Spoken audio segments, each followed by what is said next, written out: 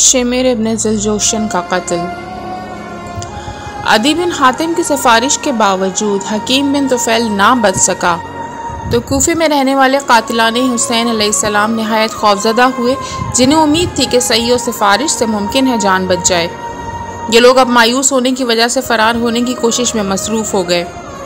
चंद अशख़ास शेमिर बिन ज़ुलजोशन, इसहाक़ बिन अशस, सिनान बिन अनस, यज़ीद बिन अनस, यज़ीद बिन हारिस, मर्रा बिन अब्दुल समद वग़ैरह ने आपस में सलाह व मशवरा किया और कहा कि जब हकीम बिन तुफ़ैल अदी बिन हातिम की सिफारिश से जांबर ना हो सका तो हमारे बचने की क्या उम्मीद हो सकती है। लिहाजा हमको यहाँ से फ़रार होकर मुसअब बिन ज़ुबैर के पास पहुँच जाना चाहिए। शेमिर इब्न ज़ुलजोशन ने यह तजवीज़ पेश की और सबने पसंद की और तय पाया कि जल्द से जल्द कूफे से रवाना हो जाना चाहिए। लेकिन जब रवानगी का वक्त आया सबने जाने से इनकार कर दिया, मगर शेमिर बिन ज़ुलजोशन तन्हा रवाना होने पर आमादा हुआ और उसने अपने खालाजाद भाई हारिस बिन कुरैन के पास से कहला भेजा कि मेरे लिए बसरा तक पहुंचाने के वास्ते एक राहबर भेज दो। उसने एक राहबर साथ कर दिया और शेमिर और सिनान बिन अनस उनके साथ दूसरे 11 कूफी रात के वक्त कूफे से रवाना हो गए। आधी रात के बाद अब्दुल्ला कामिल को इसकी इत्तला हुई तो फ़ौरन जनाब मुख्तार के पास आए और उसके भाग जाने की खबर दी। हज़रत मुख्तार के ग़ुलाम खैर को उसके भाग जाने की इत्तला हुई तो उसी वक्त 18 जवानों को हमरा लेकर उसने शेमिर का ताक़ुब किया और रास्ते में शेमिर तक पहुंच गया। शेमिर ने अपने हमराइयों समेत उसका मुकाबला किया। काफ़ी देर तक जंग हुई, बिलाखिर ग़ुलाम को शिकस्त हुई और वह कूफे की जानिब फ़रार हुआ। शेमिर ने ताक़ुब किया और 2 अशख़ास को कत्ल कर दिया। खैर वापस कूफे आया और सुबह को जनाब मुख्तार से रात की रोदात बयान की। जनाब मुख्तार ने उससे कहा, तूने क्यों रात को उसका ताक़ुब किया? उसने अर्ज़ की, मैंने सोचा कि ये मलून कूफे से निकलकर आपके कब्ज़े से बाहर हो जाएगा और कत्ल से बच जाएगा। दूसरा ये कि मैंने चाहा कि मैं उसको कत्ल करके ज़्यादा सवाब हासिल करूं। शेमिर कूफे से भागकर रोपोश हो गया। जनाब मुख्तार ने कबीले मज़हज और मुराद व हमदान से एक आदमी लेकर उनको हुक्म दिया कि उस मलून को तलाश करें। बेरिवायत नूरुल अहबार कबीले हमदान से सालिम बिन आवर, कबीले मुराद से हमीद बिन महज़ब को और कबीले मज़हज से हसान बिन पेनहान को मुंतखब फरमाया। अलगर्ज़ ये लोग उसकी तलाश में रवाना हुए और आखिरकार पता लगा लिया और जनाब मुख्तार को मुत्तला फरमाया। जनाब मुख्तार ने अब्दुल्ला कामिल, अबू उमरा और हाजिब को हुक्म दिया कि जल्द रवाना हो और उस मलून को गिरफ्तार कर लाएं। ये लोग रवाना होकर कल्पानिया पहुँचे। शेमिर वहाँ पहले से मौजूद था मगर उन लोगों को इत्तला न थी। वो इस गांव से होते हुए 2 फरसख के आगे निकल गए। शेमिर ने वहाँ के मौज़िन और पेश नमाज को बुलाकर कहा, मुझे ऐसे 2 अशख़ास फराहम कर दो जो मेरा ख़त बसरा ले जाएं और मुझे बसरा तक पहुँचा देने में मदद करें। मौज़िन और पेश नमाज ने ऐसे 2 अशख़ास मुहैया कर दिए, एक ख़त ले जाने और दूसरा रहबरी के लिए। शेमिर ने 5 दिनार पेश नमाज और मौज़िन को देकर रुखसत किया और नामा बर को, जो एक यहूदी था, एक ख़त दिया कि इसको मुसअब बिन ज़ुबैर के हाथ देना और ताकीद कर दी कि रास्ते में ज़रूरत से ज़्यादा ना ठहरना। यहूदी उसी रास्ते से ख़त लिए हुए तेज़ी से जा रहा था जिस मकाम पे अब्दुल्ला कामिल वगैरह 500 सवारों को लिए हुए ठहरे थे। यहूदी भी उसी गांव में अपने हम कौम के लोगों के पास ठहरा और उनसे शेमिर की शिकायत कर रहा था कि शेमिर ने इतनी दूर मुझे भेजा है मगर मेरी उजरत नहीं दी। अब्दुल्ला के लश्कर का एक सवार उसी तरफ से गुजर रहा था जिसका नाम अब्दुल रहमान बिन अबी कनूद था। उसने उस यहूदी की गुफ्तगू सुन ली, उसको अब्दुल्ला कामिल के पास ले गया। अब्दुल्ला और अबू उमरा ने उससे पूछा, तू कहाँ से आ रहा है?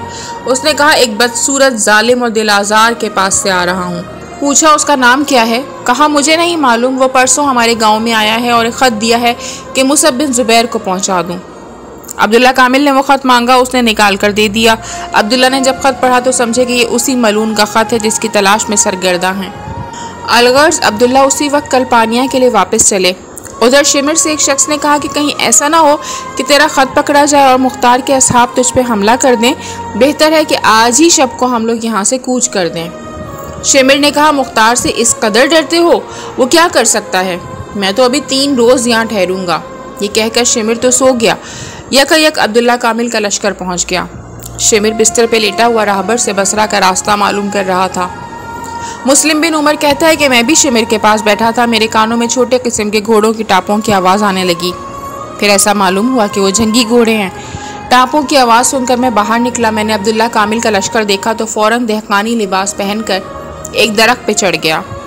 शेमिर सिर्फ पजामा पहने हुए लेटा था। उसको किसी ने इत्तला दी तो वो खैमे से बाहर निकला और उसकी निगाह लश्कर पे पड़ी तो फ़ौरन अंदर जाकर जल्दी जल्दी हथियार लगाए। इसी असना में अब्दुल्ला का लश्कर वहां पहुंच गया और उसके खैमे का मुहासरा कर लिया। शेमिर सलाह जंग से आरास्ता होकर बाहर निकला। फिर वो और उसके साथी अब्दुल्ला के लश्कर पर हमला आवर हुए। थोड़ी देर तक नेज़े चलते रहे और इसी असना में उसके साथी उसे छोड़कर फरार हो गए। अब शेमिर ने तलवार निकालकर जंग करना शुरू की।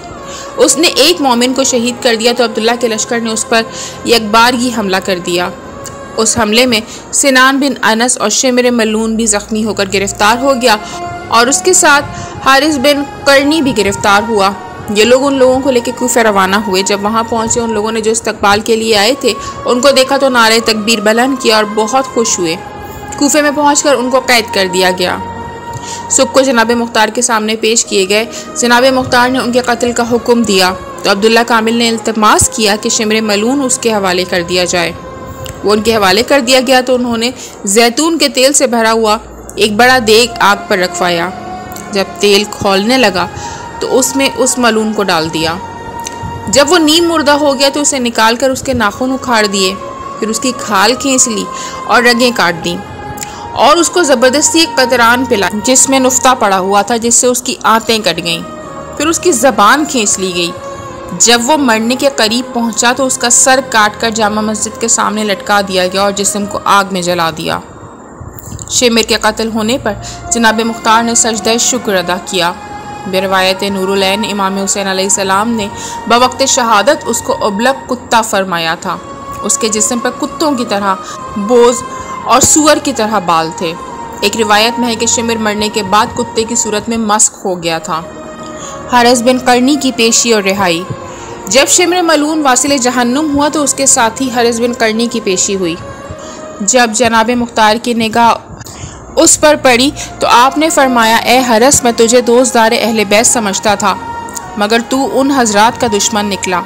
उसने अर्ज़ की, ए अमीर, मैं दोस्तदार अहले बैत ही हूँ जिस रोज़ उमर बिन साद ने करबला की रवानगी का हुक्म दिया था मैं अपने घर में रूपोश हो गया था और हरगिज़ जंग करबला में शरीक नहीं हुआ। ए अमीर, करबला के मज़ालिम याद करके मैं बराबर रोता रहता हूँ और आज भी मेरा दिल रो रहा है और क़यामत तक रोता रहेगा। जनाब मुख्तार ने पूछा, फिर तू शिमिर के हमरा क्यों गया था कि गिरफ्तार होकर अब मेरे सामने पेश किया गया? उसने जवाब दिया कि शिमिर मेरा खालाजाद भाई था। उसके इसरार से मैं उसके हमरा चला गया था क्योंकि उससे मुझे ख़तरा था कि कत्ल कर देगा। हारिस के इस बयान की तायीद तमाम अहले दरबार ने की तो जनाब मुख्तार को यकीन हुआ और उसको रिहा कर दिया। सिनान बिन अनस का कत्ल। ये मलून कत्ल इमाम हुसैन में पूरे तौर से शरीक था और बेइंतहा जुल्म ढाए थे। उसका एक जुल्म ये भी था कि एक कमर बंद के लिए हजरत के दस्ते मुबारक को तोड़ा था।